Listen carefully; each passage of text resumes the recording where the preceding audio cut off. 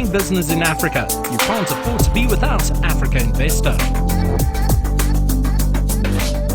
When I call you now, Solomon, you work right across all of the different industries. Just to give your view on that same perspective about how asset owners in Africa and asset owners around the world potentially scale up that project to pipeline component.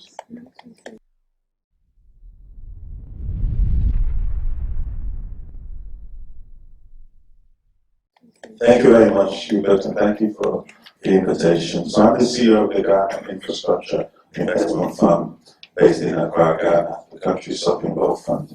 And we focus on investing in infrastructure assets across Ghana. The government set us up initially with around $250 million, which is a significant investment for the country, but small compared to the needs of the country in the infrastructure space. We have now managed to raise that to double it to almost $500 million. And we've done $350 million worth of investments in infrastructure assets.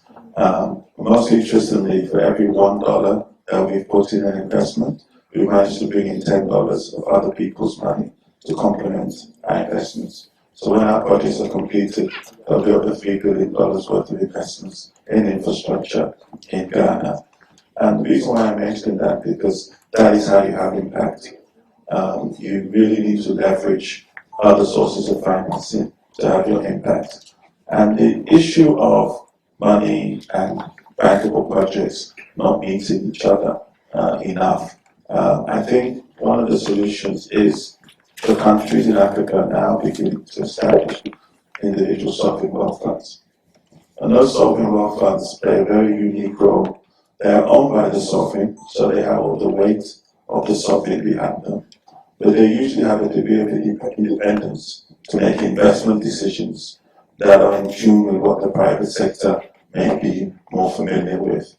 So you get the combination of two. So as an ideal anchor partner in a country that's trying to attract capital, if the local sovereign wealth fund is well run, it's a natural place to actually anchor those investments and give those international financiers or investors comfort that they've got the backing of the sovereign, but also comfort that they're working with an institution that looks at private sector principles.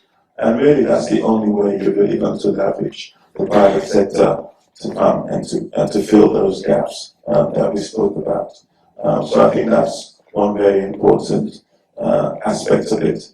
The second important aspect that I would really emphasize is once we build the infrastructure, once we de-risk it, and the underlying infrastructure is generating regular cash flows, we will then sell to the local pension funds and recycle our money and put it in the next project, thereby bringing the pension funds at the de-risk stage, which is they're much more comfortable coming in at that stage.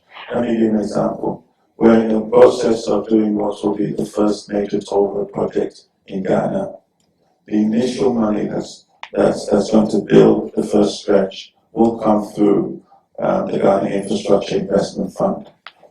On completion, we will then raise funding and refinance out and bring the private sector once the tolls have been established, thereby reducing the risk for the investors later. So it's just an example of how these things can work to really leverage the public sector and the private sector. Doing business in Africa. You can't afford to be without Africa Investor.